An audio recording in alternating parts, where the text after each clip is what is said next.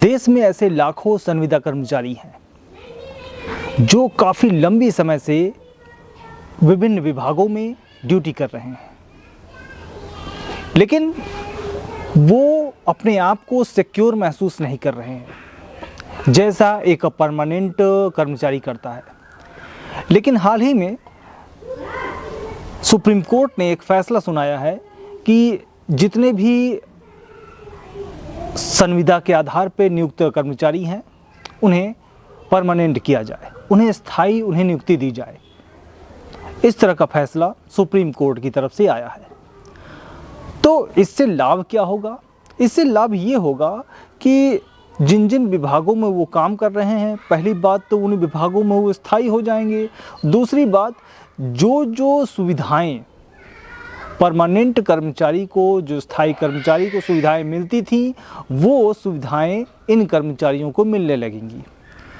तो उनके कहीं ना कहीं उनके परिवार का जो भविष्य है वो आपका सिक्योर हो जाएगा। और इसमें आउटसोर्सिंग कर्मचारियों को भी शामिल किया गया है। ये एक बहुत बड़ी बात है।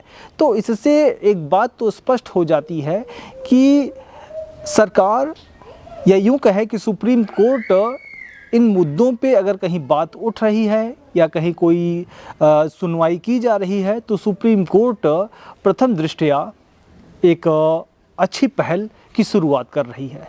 और जो ये प्रक्रिया पूर्ण होगी, ये मार्च से प्रारंभ हो जाएगी। और इस प्रक्रिया को पूर्ण होने में, मतलब जो भी कागजी कार्रवाई है, इसे पूर्ण होने में 6 महीने लग जाएंगे।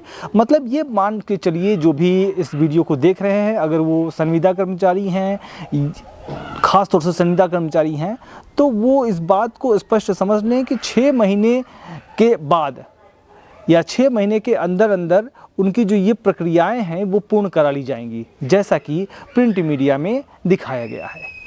अच्छा, कोर्ट ने एक बात और कही है। कोर्ट ने कहा है कि शिक्षा विभाग हो, स्वास्थ्य विभाग हो या नगर निगम हो, इन विभागों में जो अस्थायी कर्मचारी हैं, जो संविदा के आधार पर कर्मचारी हैं या आउटसोर्सिंग के आधार पर कर्मचारी हैं, कम से कम उनकी जो नियुक्ति है वो अस्थायी होनी चाहिए, परमानेंट होनी चाहिए।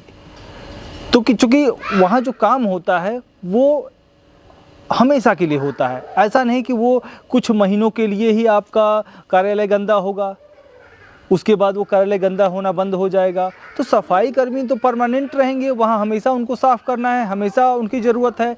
तो उनकी जो नियुक्ति प्रक्रिया है वो परमानेंट होनी चाहिए।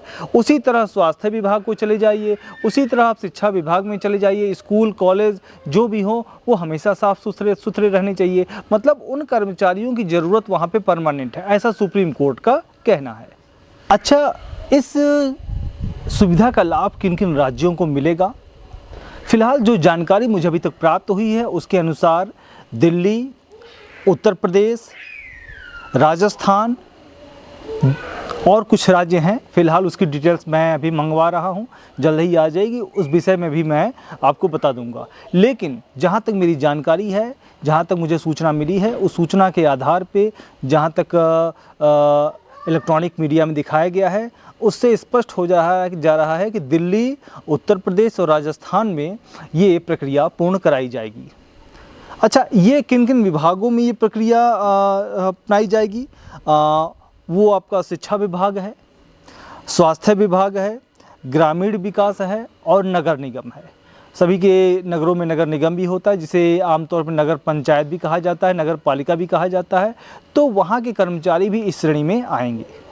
तो अगर आपको ये वीडियो, ये खबर आपके लायक अच्छी लगी हो तो प्लीज़ लाइक करें, शेयर करें, सब्सक्राइब करें, ताकि औरों तक भी ये खबर पहुंच सके। धन्यवाद, नमस्कार, जय हिंद, जय भारत।